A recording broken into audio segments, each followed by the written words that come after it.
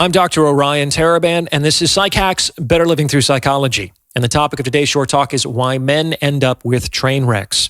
So this will be an important episode for the gentlemen out there.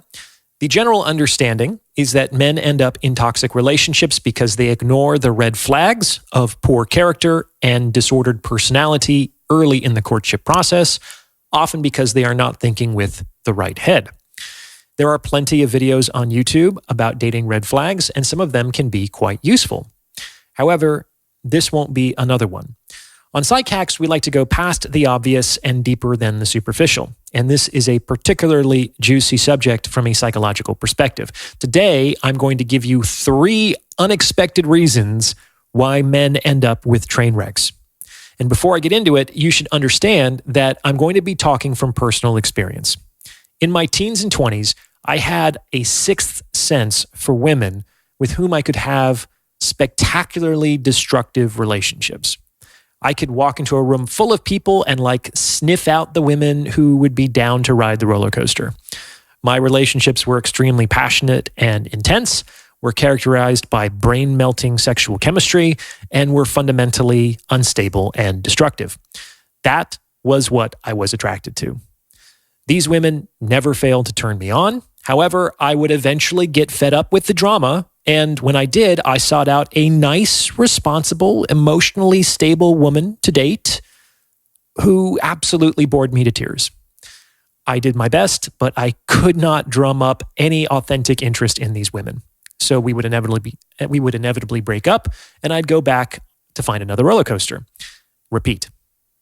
Eventually, I got to the place where I realized I had 2 equally unattractive options. Either I could go after what I was authentically attracted to, but was absolute poison for me, or I could resign myself to a decent woman whom I felt nothing for.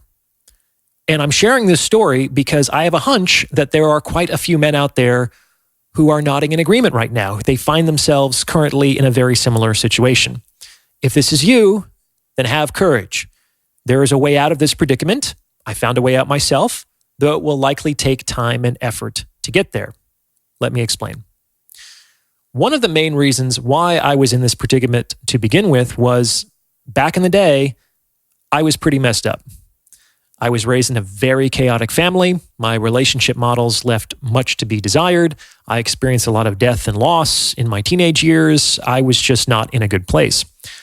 All that is to say, I had a lot of emotional wounding.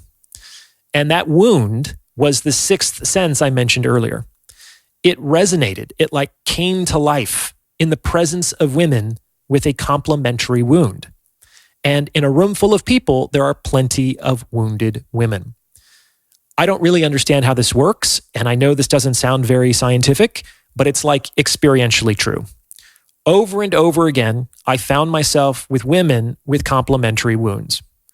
And when we got together, we would reenact our wounding with each other in a way that certainly didn't feel good, but that felt familiar. It felt familiar even though it was painful. If you grow up in conflict, then conflict feels familiar. If you grow up in chaos, then chaos feels familiar. Understand? For better or for worse, humans, and especially children, can get used to anything. In any case, what I ended up doing was I began to heal that inner wounding through a number of different methods. And what I discovered was that my attraction to women organically shifted to the extent that my emotional wounding healed. I'm not talking about trying not to be attracted to what I was attracted to or pretending to be attracted to what I wasn't attracted to. I'm talking about what I was authentically attracted to began to change, but not overnight. Slowly, over months and years, I found myself increasingly attracted to emotionally stable women for the first time in my life. And let me tell you, this was fantastic. In fact, it might have been a lifesaver. Being attracted to emotionally stable women solves a lot of problems before they even arise. So that's the first reason why men end up with train wrecks. They have unhealed emotional wounds that motivate them to reenact that wounding with women with complementary wounds because doing so feels familiar. Now, before I go any further, if you're liking what you're hearing, please consider sending this video to someone who might benefit from its message, because it's word of mouth referrals like this that really help to make the channel grow. And you can also hit the super thanks button. Those are the 3 little dots in the lower right-hand corner, and tip me in proportion to the value you feel you've received from this message, because it's your support that makes all this happen. I really appreciate your help. Here's another reason. Back in the day, given the privileged perspective I had into my own consciousness, I have to admit that I didn't think too highly of myself. In fact, I had pretty low self-esteem. And because I didn't think highly of myself, I also figured that a successful, stable, intelligent, loving woman would have absolutely no interest in me. This, of course, was my own self-rejection projected out into the world, but that's how I thought back then. It's how I felt. And because I felt like I wasn't the fastest lion in the pride, so to speak, I kind of targeted the gazelles with a limp, if you understand my meaning. I went after women with obvious defects because I thought I was defective myself. And this basically translated into having low to no standards with respect to the character of the women I got involved with. The character, mind you, because despite my low self-esteem, I remained as superficial as ever, which basically meant that I didn't care about anything else as long as she was hot. Now, as I began to heal my wounds, as I began to build a life worth living, as I began to achieve some measure of external success, as I began to do hard things and grow my confidence and self-esteem, I kind of discovered that I no longer needed to target limping gazelles. At this point, I was one of the fastest lions in the pride. I could chase down nearly any gazelle in the herd. So that's the second reason why men end up in train wrecks. Their low self-esteem tells them that they don't deserve better. Which brings us to the third reason. Now, this is going to sound really weird, but one of the reasons why men get involved with disastrous women is because on some level, these women are safer than stable women. They're safer. And I guarantee that's not the word that you expected me to use. But hear me out. We often talk about the fear of rejection. But in my experience, a fear that's just as prevalent and destructive as the fear of rejection is the fear of acceptance. Though people don't like to admit it, meeting a person who is responsible and intelligent and successful and attractive and commitment-minded and loving and single, that is, meeting a person with whom there is no obvious obstacle to your happily ever after, is threatening. St. Augustine famously prayed, "O Lord, give me chastity," but not yet. In today's day and age, the prayer might be amended to, "O Lord, give me a life partner," but not yet. Look at it this way. Who is it easier to tell your deep, dark secret to? A stranger in a bar or your wife?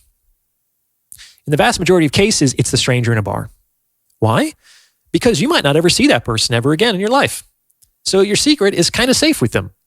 On the other hand, if you tell your secret to your wife and that disclosure is met with judgment or hostility, then you have to look in that woman's face and see the memory of that disclosure in her eyes for the rest of your life.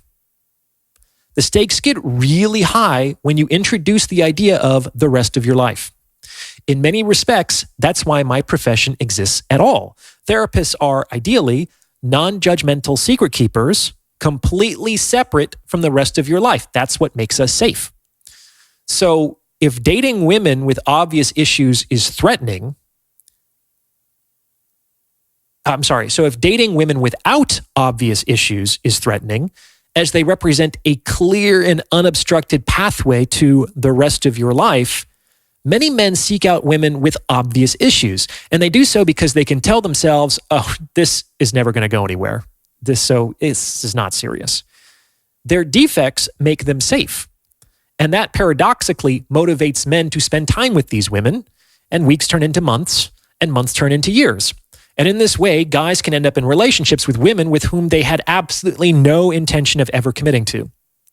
So that's the third reason why men end up with train wrecks. They feel safe spending time with women when they think it's never going to last. Strange but true. The same thing could even be said for women and bad boys. Works both ways. So there you have it. Instead of 5 ways to spot a narcissist, I've given you 3 counterintuitive but experientially true reasons why men end up in bad relationships.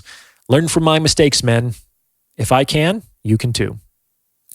What do you think? Does this fit with your own experience? Let me know in the comments below. And if you've gotten this far, you might as well like this episode and subscribe to this channel. You may also consider becoming a channel member with perks like priority review of comments or booking a paid consultation. As always, thank you for listening.